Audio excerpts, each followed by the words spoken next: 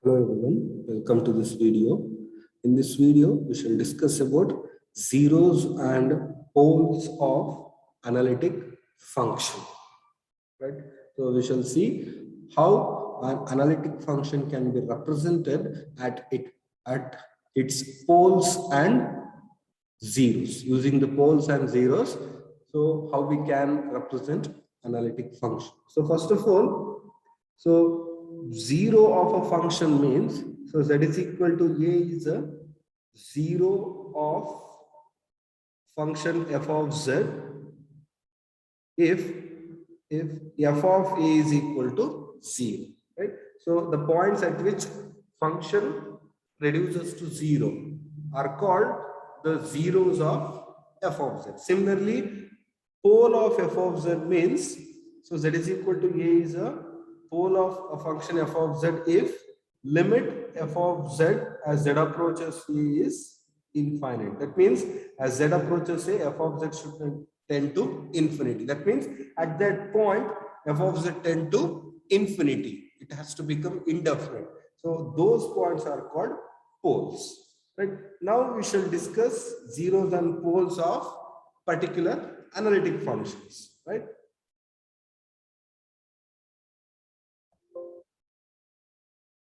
Okay. Let f of z be an analytic function. Let f of z be an analytic function in a region omega,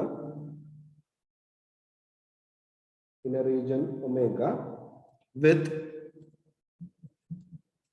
z is equal to a be a zero of f of order h.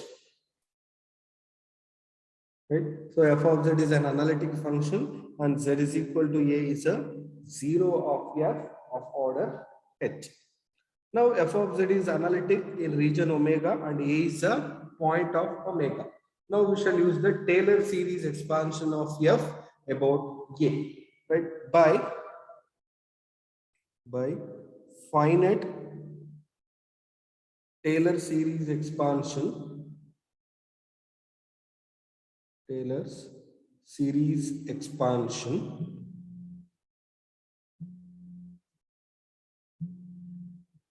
we have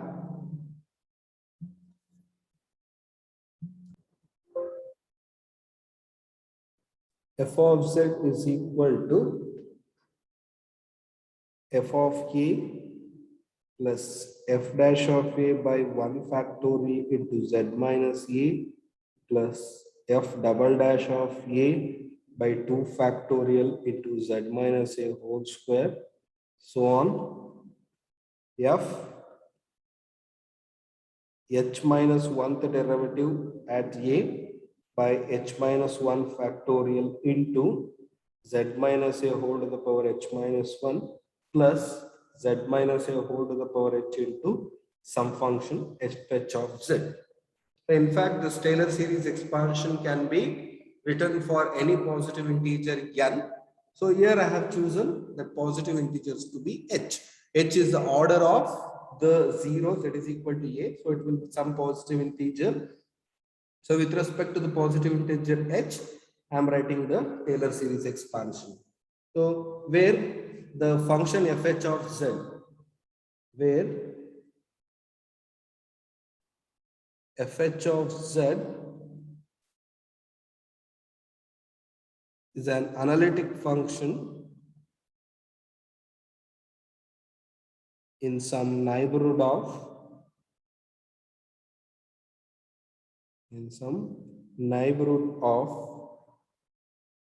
A.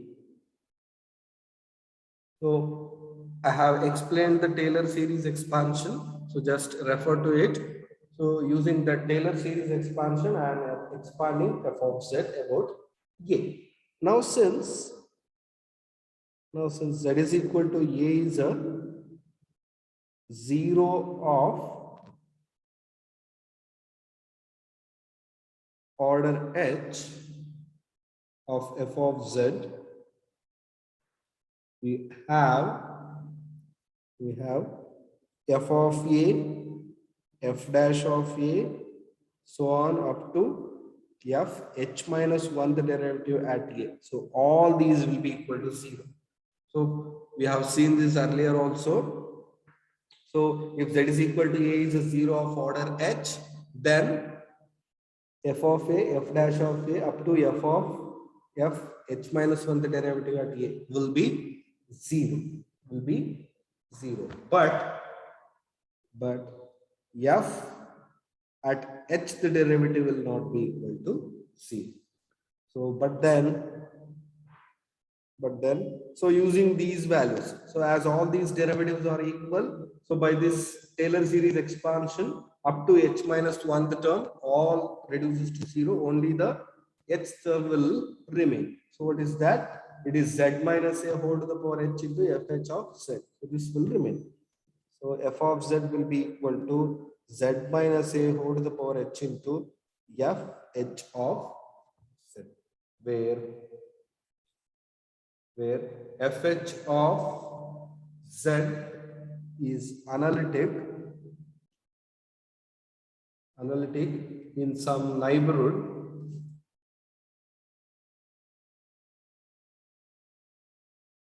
of a with fh at a is non-zero, because if fh of a becomes 0, then a will be a 0 of this function fh of z, right? Then using again the Taylor series expansion, I can write it as z minus a whole to the power some positive integer which will be the order of that 0 into some function. So substituting it in this equation, then z minus a whole to the power h plus this power, right? So it will increase the order of the 0a of f of z above h. So it will be a contradiction because h is the order of 0 of f. So if fh of a is 0, then a will be a 0 of the function fh of z. So that the factor z minus a will be multiplied extra times to f of z more than h. So that the order of 0 of a increases above h. So it will be a contradiction. So this is not possible. Okay. So this is in case of a 0 of f of order h. So any analytic function f, which has a 0 of order h can be represented as f of z equals z minus a whole to the power h into fh of z. So this is in case of a function which has a multiple pole, that is having a multiple 0, having a 0 of order greater than 1. Now I'll consider a situation where let a1, a2, an be the simple zeros. Simple zeros means zeros of order 1 of f of z, which are distinct. So now f of z as simple zeros a1, a2, an. So each ai is a 0 of f of z of order 1, and all these ai's are distinct, right? So now we can see how f of z can be represented. Now since first of all, since z is equal to a1 is a simple 0 of f of z, we have, so z is equal to a1 is a simple 0 of f. That means it is a 0 of order 1. So use the above result. So whenever a is a 0 of order h, f of z can be represented as z minus a into whole to the power h into fh of z. So now just where a is a 0 of order h, now here a1 is a 0 of order 1. So h is equal to 1 now. So f of z can be represented as z minus a1 into f1 of z, where f1 of z is analytic in some neighborhood of a, in some neighborhood of a, that is a1 in this case, with f1 of a1 is not equal to 0. Because what happens if f1 of a1 is equal to 0? A1 will be a 0 of f1. Suppose it is a simple 0, if I assume it is a 0 of order 1. Then f1 of z can be represented as z minus a into some function, say f2 of z. Now when I substitute this in the above equation, f of z will be z minus a1 into z minus a1 into f2 of z. So what it implies, z minus a1 whole square into some function. So f of z is represented as z minus a1 to the power 2 into f2 of z. So what it means, a1 has to be a 0 of f of order 2. But it is given that a1 is a simple 0. It is a contradiction. So f1 of a1 cannot be equal to 0. Right? Now continue the process. Now in the above equation, now in this equation, put z is equal to a2, right?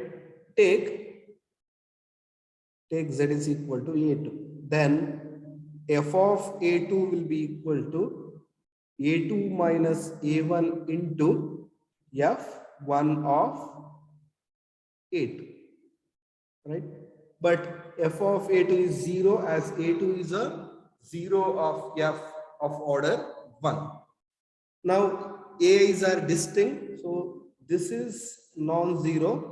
So product has to be 0, means anyone has to be 0. So what it implies? It implies that f1 of a2 is 0. So that is a2 is a simple 0 of f1. Because a2 is a simple 0 of f, so that a2 will be a simple 0 of f1. Then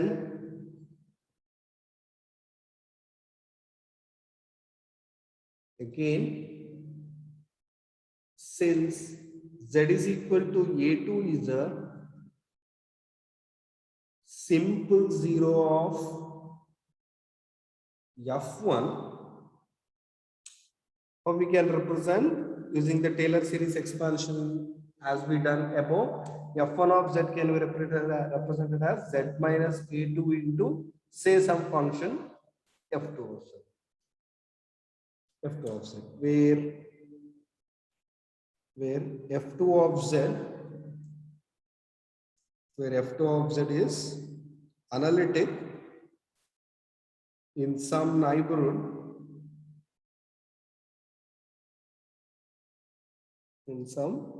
of a, that is a2, with f2 of a2 is non-zero. It has to be non-zero. If it is 0, then the order of a2 increases, which will be a contradiction. So then, substitute the value of f1 of z in the above representation. So we get f of z to be equal to z minus a1 into, in place of f1 of z, z minus a2 into f2 of z, where f2 of z is analytic in some neighborhood of,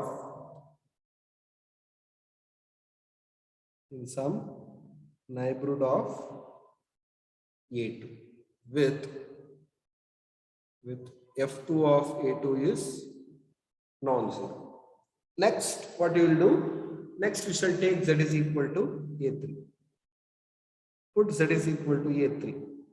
Then f of a3 will be equal to a3 minus a1 into a3 minus a2 into f2 of a3. So as a3 is a 0 of f of a3 will be 0. So this product will be 0. But as ai's are distinct, So the difference will be non-zero. So the only possibility is F2 of A3 has to be equal to 0. That is, A3 is a simple zero of F2. So once again, use the Taylor series as we done above. So what you will get, but then F2, right? So F2 of Z can be represented as Z minus A3 into some function F3 of Z. Where what is F3? Where F3 of Z is analytic in some neighborhood of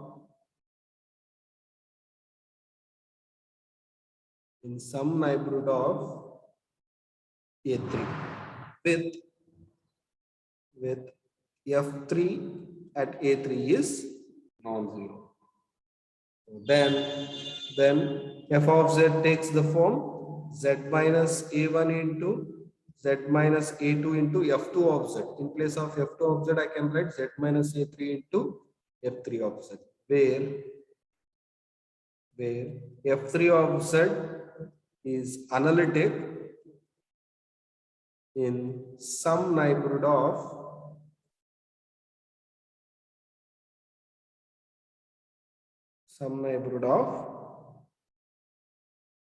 A3 with F3 at A3 is non-zero.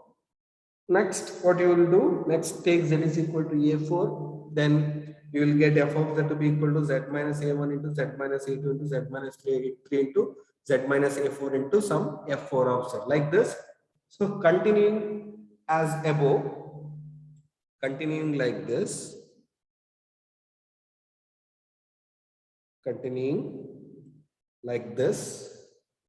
what we get? We get representation for F of Z to be Z minus A1 into Z minus A2 into like this, Z minus AN into some function Fn of Z, where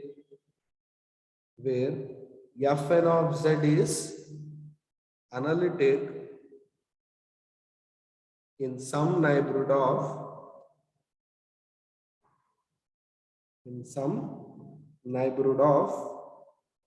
AN with Fn at AN is such a, just I am generalizing it. So this is what the representation we get for F of Z if it has finitely many simple zeros A1, A2, AN. So this is the representation, right? So this is in case of an analytic function having zeros. Now we shall extend it to zeros. Now consider poles. Right? Let Z is equal to A be a pole of F of Z of order H. So Z is equal to A is a pole means what it means? It means that at Z is equal to A, F of Z tends to infinity. This is what the meaning of Z is equal to A is a pole of F. So now define a new function g of Z to be 1 divided by F of Z. Now if I put Z is equal to A, so at A, F of Z tends to infinity. So this term tends to infinity. So 1 by infinity tends to 0. That means g of Z tends to 0 as Z tends to A. So what it means, Z is equal to A is a 0 of G. And as Z is equal to A is a pole of F of order H, it will be a 0 of G of order H, right? So just we shall note it. Then Z is equal to A is a 0 of g of z of order h. Now use the previous part. So if z is equal to a is a 0 of some function, means g of z can be represented as z minus a whole to the power h into some function, say gh of z, where gh of z is analytic in some neighborhood of a with gh at a is non-zero. Then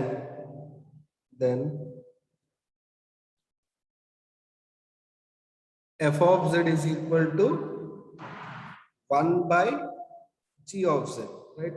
So it is 1 divided by z minus a whole to the power h into gh of z. So z minus a whole to the power h is in the denominator. If we take it to the numerator, it is z minus a whole to the power minus h into 1 divided by gh of z, or it is can be written as z minus a whole to the power minus h into some function fh of z. So this is what the representation of f of z, where fh of z is analytic in some neighborhood of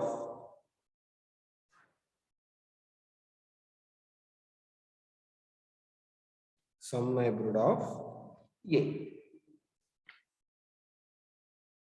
right?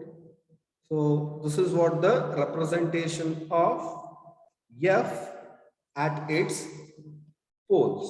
So if z is equal to a is a pole of f of order h, then f of z can be represented as z minus a whole to the power minus h into some analytic function.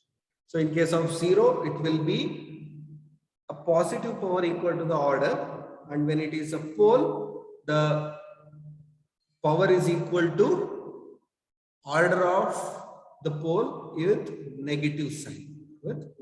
So this is the difference, and which we have to remember.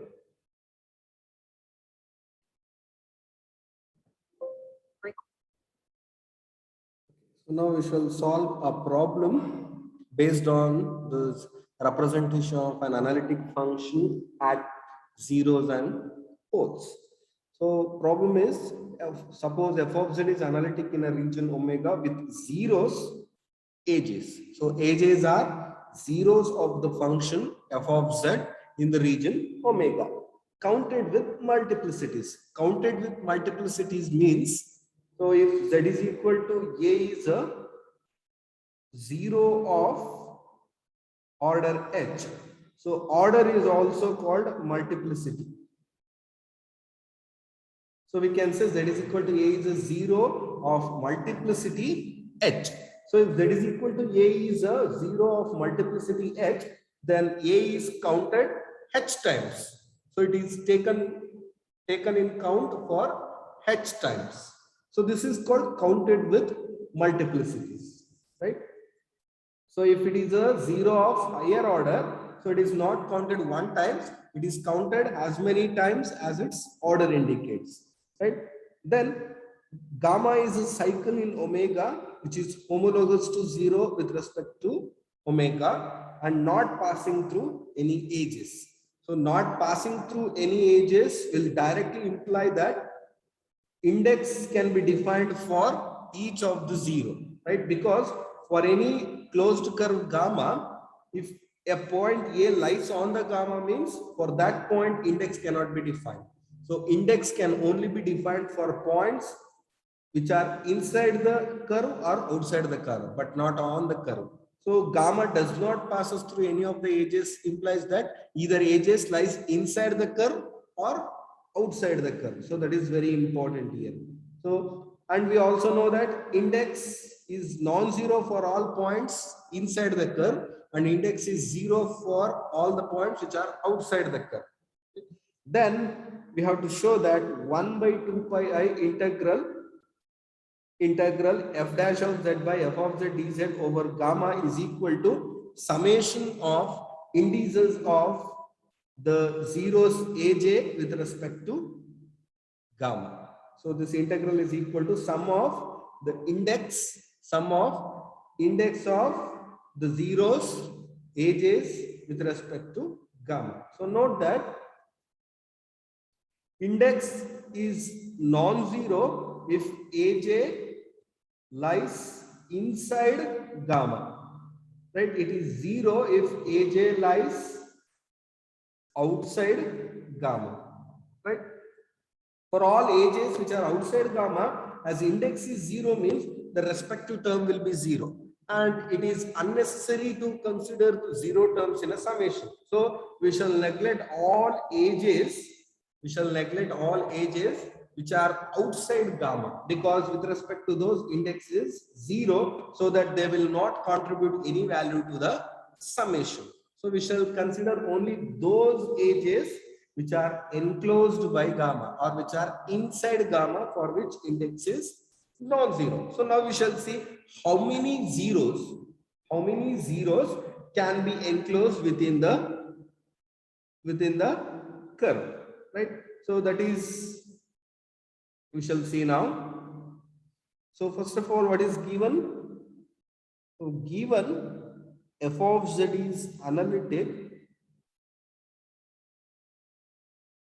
in omega, the region omega, with zeros edges,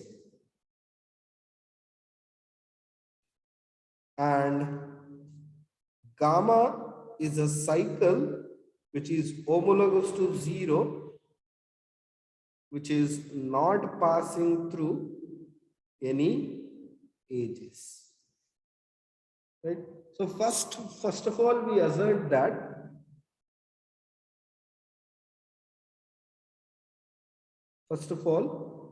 we note that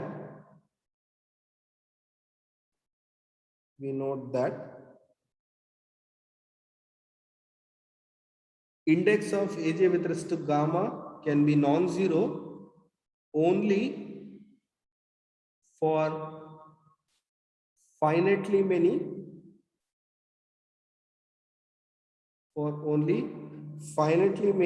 edges, or only for finitely many values of j.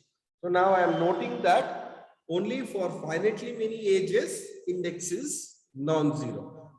That is, for infinitely many edges index is 0. So this is because we have done the same thing in case of Cauchy's residue theorem. So we have noted that eta gamma aj is non-zero only for finitely many isolated singularities. So their ages were isolated singularities. Here ages are actually zeros. Note that as poles of analytic function are isolated, zeros of analytic function are also isolated. So each zero of an analytic function is a isolated point. That means there is a neighborhood around it in which there are no other zeros.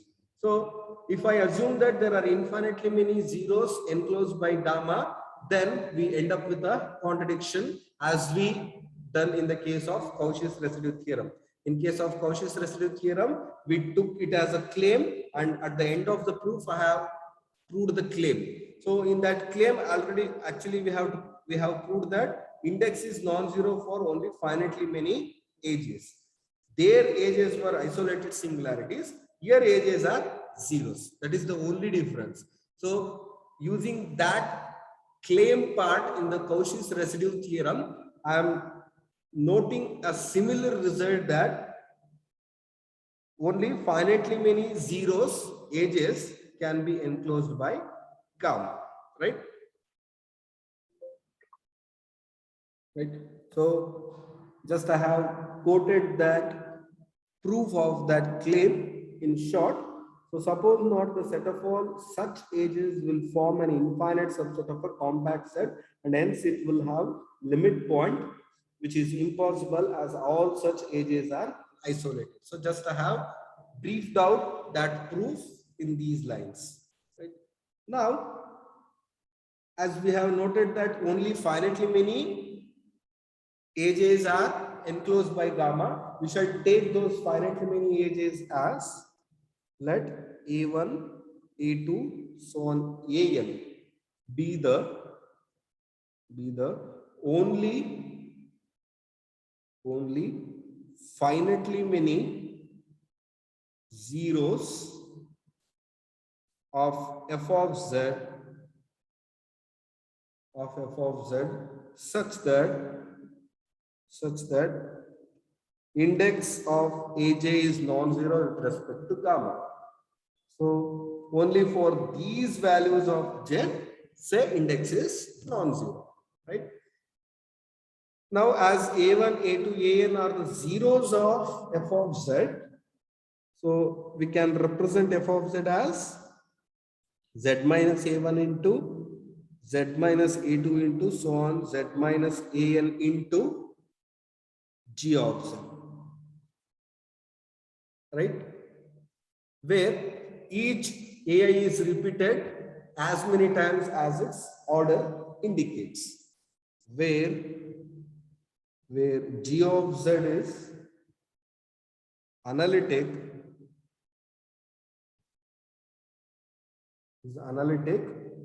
in some neighborhood, is analytic and G is non-zero for any AJs. So if it is zero, if it becomes zero for some AJ means, then the order of that AJ will increase with respect to function f, which will be a contradiction, right? But then, so consider f dash of Z. So what is f dash of Z? So f is product of these factors. So to get f dash of Z, we have to use the product rule, right? So keeping Z minus, okay, so keeping one term as it is, or keeping all the terms as it is, we have to differentiate one term, right? So we shall keep all the terms as it is, that is, except the first one, Z minus A2 into Z minus A3 into so on, Z minus AN into G of Z, differentiate Z minus A1. So differentiation of Z minus A1 is 1 plus. Now keep all the terms as it is except second term, Z minus A2, A1 into Z minus A3, so on Z minus AN into G of Z. Differentiate the second term. Differentiation of Z minus A2 is 1 plus. Now Z minus A3 has to be differentiated, rest all terms has to be kept as it is. Z minus A1 into Z minus A2 into Z minus A4 into so on Z minus AN, Z minus AN into G of Z. So continuing like this, finally all these linear factors are kept as it is and G is differentiated. So this is what we get. Now consider f dash of Z by f of Z. So f is sum of some terms whole divided by f of Z is there. So you can split the denominator for each of the term. So first term divided by f of Z. So if I divide the first term by f of Z, so all the terms gets cancelled, only Z minus A1 will remain in the denominator. So 1 by Z minus A1. Similarly, when you differentiate, divide the second term by f of Z, so Z minus A2 will remain in the denominator. So like this, 1 by Z minus AN, and finally when the last term is divided by f of Z, so you will get G dash of Z by G of Z. Right? So this is what we get. Then take integral on both sides. Then integral f dash of Z by f of Z dz over gamma is dz by Z minus A1 over gamma plus dz by z minus a2 over gamma, so on dz by z minus an over gamma plus g dash of z by g of z into dz over gamma. But by general statement of Cauchy's theorem,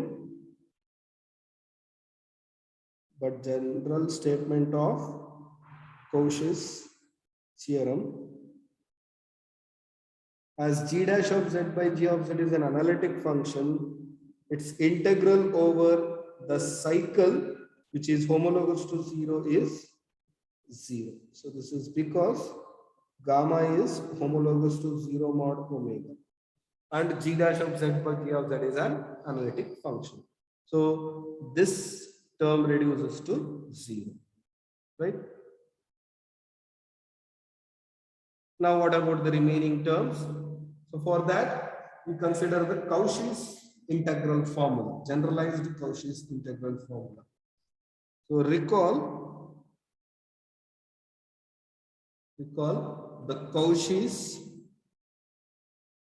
integral formula, general statement of Cauchy's integral formula.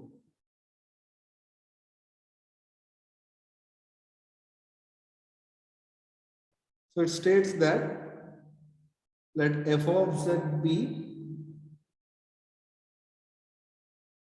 analytic in an open disk delta gamma be any closed curve in delta, then f of a into index of a with respect to gamma is equal to 1 by 2 pi I integral f of z by z minus a over gamma for any point a not on gamma. So this is the Cauchy's integral formula. In this Cauchy's integral formula, take the function f is equal to the constant function 1. Then what happens? So f of a will be 1. Just index of a with respect to gamma will be equal to 2 pi I into f of z is once again 1. So just dz by z minus a over gamma, right? Or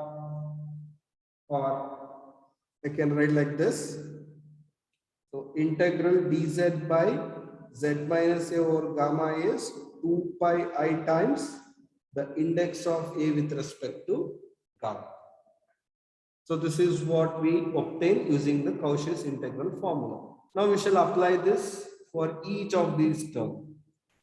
So here gamma is actually a cycle. Cycle means what? Sum of closed curves. So each here gamma can be represented as sum of closed curves. Say gamma 1, gamma 2, gamma n.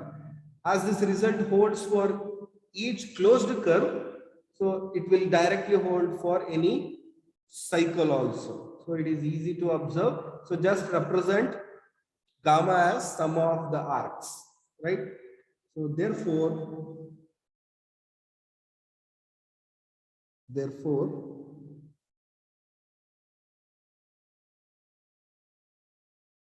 integral f dash of z by f of z dz over gamma so was actually remained to be integral dz by z minus a over gamma plus integral dz by z minus a2 over gamma, so on integral dz by z minus a n over gamma. So now using Cauchy's integral formula, I can write this as 2 pi I times the index of a with respect to gamma plus 2 pi I into index of a2 with respect to gamma, so on 2 pi I into index of an with respect to gamma. Or we can take 2 pi I common and cross multiplying it, we get 1 by 2 pi I integral f dash of z by f of z dz over gamma is equal to sum of the indices on the right hand side, right? So which gives you the result. Only thing is, on the right hand side we have not considered all the zeros edges. We have considered only those edges which are enclosed by gamma, because the rest of the edges have index 0, so they will not contribute any value to the summation, where